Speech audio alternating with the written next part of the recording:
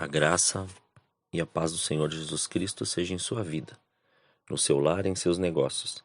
Quero agradecer a Deus por permitir entregarmos nossas primícias a Ele e juntos desfrutarmos de mais um dia dessa palavra que se encontra no segundo livro de Samuel, capítulo 17, versículos 1 a 5, 7, 15 a 17 e 23.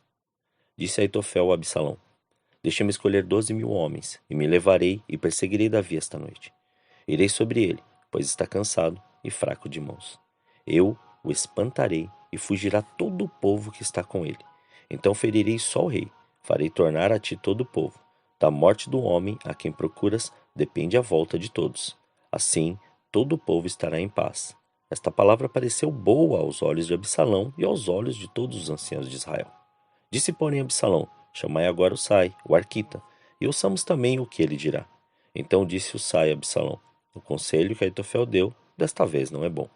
Então disseram Absalão e todos os homens de Israel: Melhor é o conselho de Usai, o arquita, do que o de Aitofel, pois assim o Senhor o ordenara para aniquilar o bom conselho de Aitofel, para trazer o mal sobre Absalão.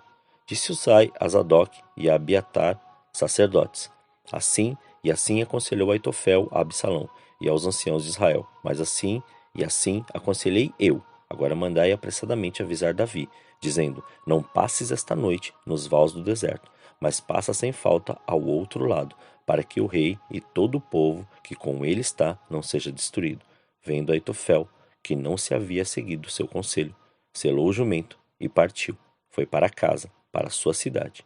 Pôs em ordem a sua casa e se enforcou. Morreu e foi sepultado na sepultura de seu pai. Ao meditarmos neste contexto, temos que nos atentar ao livramento que Deus deu a Davi, mas também saber o porquê que tudo isso aconteceu. Entender por que o Sai foi chamado e por que o conselho de Aitofel não foi aceito. Ter o entendimento que o próprio Davi orou ao Senhor para que o conselho de Aitofel não fosse aceito, mas sim que o Sai fosse um instrumento usado para desfazer esse conselho. O Sai, um amigo próximo de Davi. Podemos evidenciar isso no segundo livro de Samuel, capítulo 15, versículos 31 a 34. Então fizeram saber a Davi, dizendo: Aitofel está entre os que conspiram com Absalão. Pelo que disse Davi: Ó Senhor, torna o conselho de Aitofel em loucura. Chegando Davi ao cume onde se costumava adorar a Deus, o Sai, o arquita, veio encontrar-se com ele, com o manto rasgado e a terra sobre a cabeça. Disse-lhe Davi: Se fores comigo, serás para mim um peso. Se voltares para a cidade, porém, e disseres a Absalão: Eu serei, ó rei, teu servo, como fui antes servo de teu pai, assim agora serei teu servo. Me ajudarás, dissipando então o conselho de Aitofel. Diante dessas explanações, uma pergunta nos faz necessária.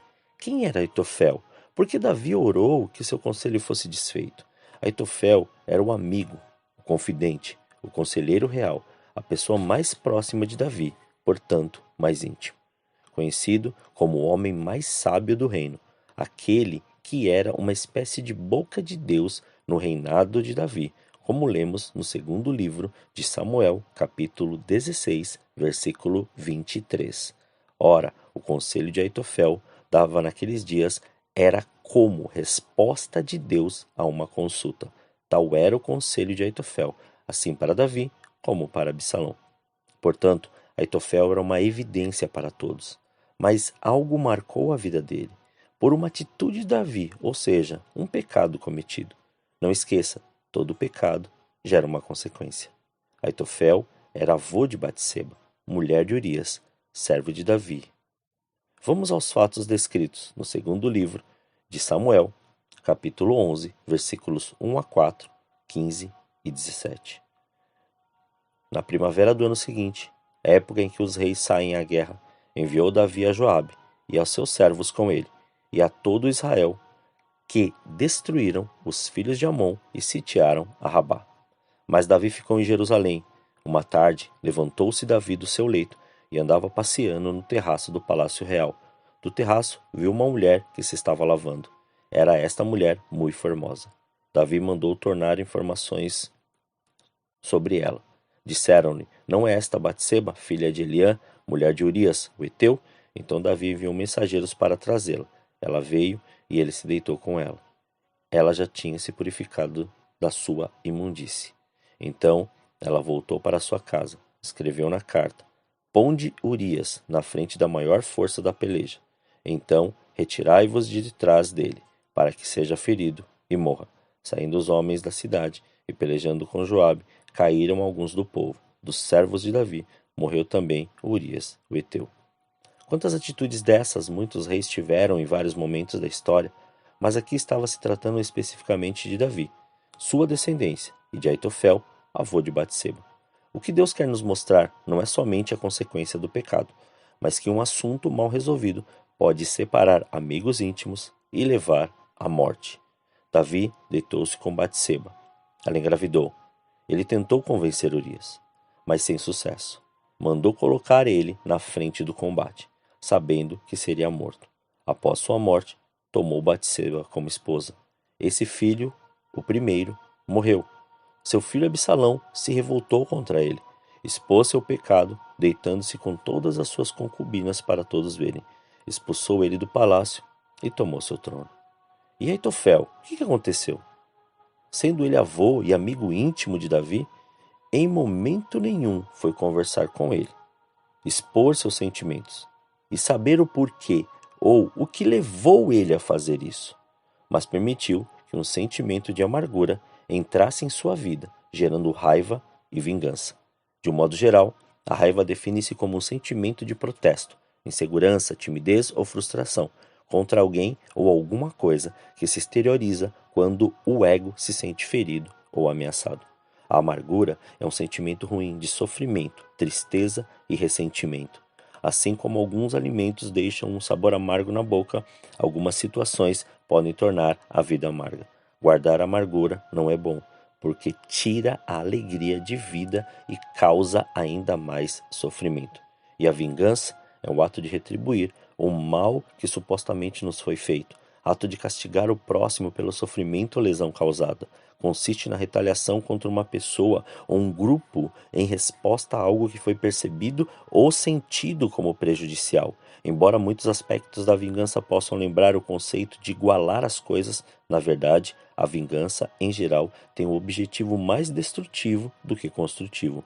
Quem busca vingança deseja forçar o outro lado a passar pelo mesmo que passou ou garantir que não seja capaz de repetir esta ação nunca mais. Vamos ao ponto crucial do que Deus quer nos mostrar.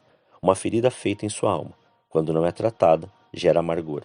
Essa amargura gera raiva. Essa raiva gera vingança e a vingança gera morte. Na carta aos Hebreus, no capítulo 12, nos versículos 14 e 15, nos revela essa verdade. Segui a paz com todos e a santificação, sem a qual ninguém verá o Senhor, tendo cuidado de que ninguém se prive da graça de Deus e de que nenhuma raiz de amargura brotando vos perturbe e por ela muitos se contaminem. Não sei quantos anos está preso nisso. Quantas vezes esse sentimento se instiga a fazer e pensar coisas que não são suas e ser aquilo que não é. Quantas vezes você se ocupa de coisas para não confrontar esse sentimento, pois ele te corrói. Será que seu amigo ou aquela pessoa sabem que a palavra ou aquela atitude gerou em você esse sentimento de amargura? Será que isso te prendeu durante todos esses anos, a ponto de doenças se manifestarem, sem ao menos saber de onde vem? Tudo por causa dessas feridas em sua alma? Fale, perdoe, converse, relate o fato. Chame para um bate-papo particular, exponha tudo e permita ser curado. Se não tem como fazer isso, faça agora diante de Deus. Confesse, fale, grite, despeje tudo no Senhor. Não passe por aquilo que Aitofel passou, levando a se enforcar, não reconhecendo esse seu sentimento. Não adianta ser sábio ou ser um grande instrumento nas mãos de Deus. Se continuar preso em suas emoções e esses sentimentos, eles te levarão à morte. Jesus levou sobre si tudo. Deixe Ele te curar, te sarar, te libertar e te conduzir à paz. Basta você assumir que necessita dele e que não dá mais para ficar assim, que isso está te mantendo preso, está te matando. Liberte-se, permita ser curado e ser liberto hoje. Ainda que pareça ser insignificante o que aconteceu, coloque um ponto final. Não fique gerando pensamentos, sentimentos e relembrando as palavras que te feriram. Queria dizer a ti agora as mesmas palavras que Jesus disse àquela mulher quando ela tocou as suas vestes, descritas no Evangelho de Marcos, capítulo 5, versículo 34. Ele lhe disse: Filha, a tua fé te salvou. Vai em paz e ser curada deste mal. Ser curado desse mal. Receba a sua cura e viva a novidade de Deus em sua vida dia após dia. Oremos. Senhor, nós te louvamos, Pai. Te agradecemos, te exaltamos e te engrandecemos porque somente Tu és digno de toda honra, glória, louvor e majestade. Consagramos as nossas primícias, as primeiras horas a Ti, para que se cumpra o Seu querer, se estabeleça a Sua vontade e Seu Evangelho seja pleno. Não permita mais, Pai, que ninguém viva, Senhor, de uma maneira, Pai, que se sinta tão preso a ponto, Pai, de fazer tantas coisas, mas não conseguir realmente sentir esta paz e ser livre em Sua presença. Ver tantas alegrias, mas umas alegrias que ainda não consistem em manifestar aquilo que o Senhor colocou dentro delas.